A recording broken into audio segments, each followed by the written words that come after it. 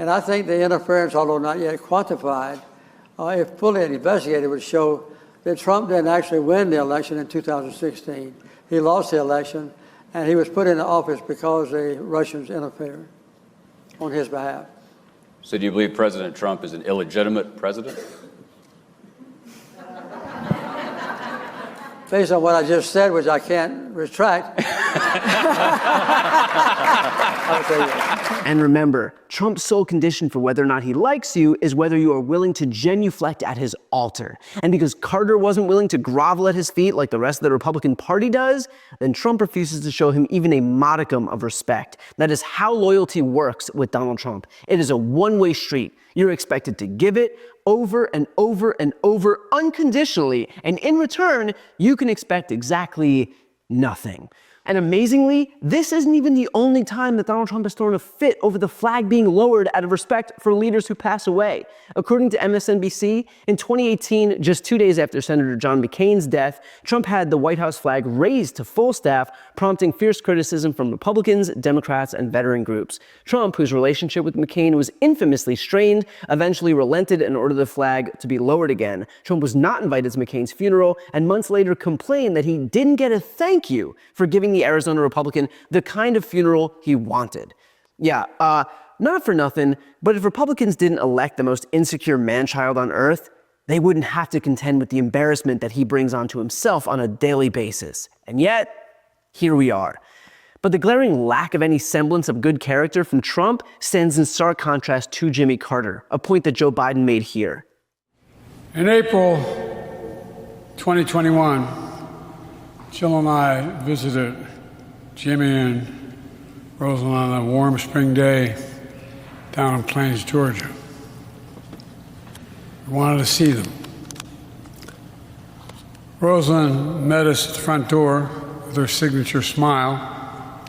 Together, we entered a home that they had shared for almost 77 years of marriage. An unassuming red brick ranch home that reflects their modesty more than any trappings of power. We walked into the living room where Jimmy greeted us like family. That day, just the four of us sat in the living room and shared memories that spanned almost 6 decades. A deep friendship that started in 1974. I was a 31-year-old senator, and I was the first senator outside of Georgia, maybe the first senator, to endorse his candidacy for president. It was an endorsement based on what I believe is Jimmy Carter's enduring attribute: character, character, character. Because of that character, I believe, is destiny. Destiny in our lives, and quite frankly, destiny in the life of the nation. It's an accumulation of a million things built on character that leads to a good life in a decent country. Life of purpose, life of meaning. The reality is that Donald Trump often attacks those whose character, whose compassion, whose competence, whose charisma, and whose generosity put on full display his lack of it. That's what Jimmy Carter did. That is why Donald Trump feels the need to pick fights. Not because his enemies are inadequate, but because Trump himself is. And worse, Donald Trump knows it.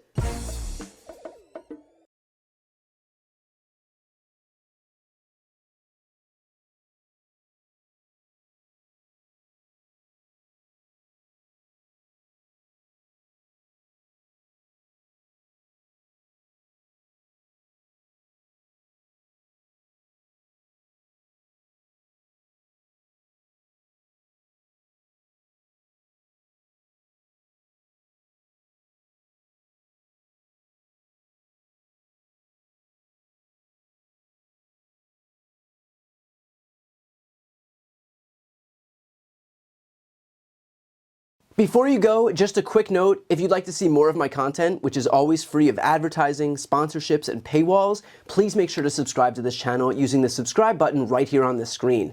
And if you'd like to support my work even further, you can grab a copy of my instant #1 New York Times selling book, Shameless, available for sale right now. That link is also on the screen. Thanks so much for watching.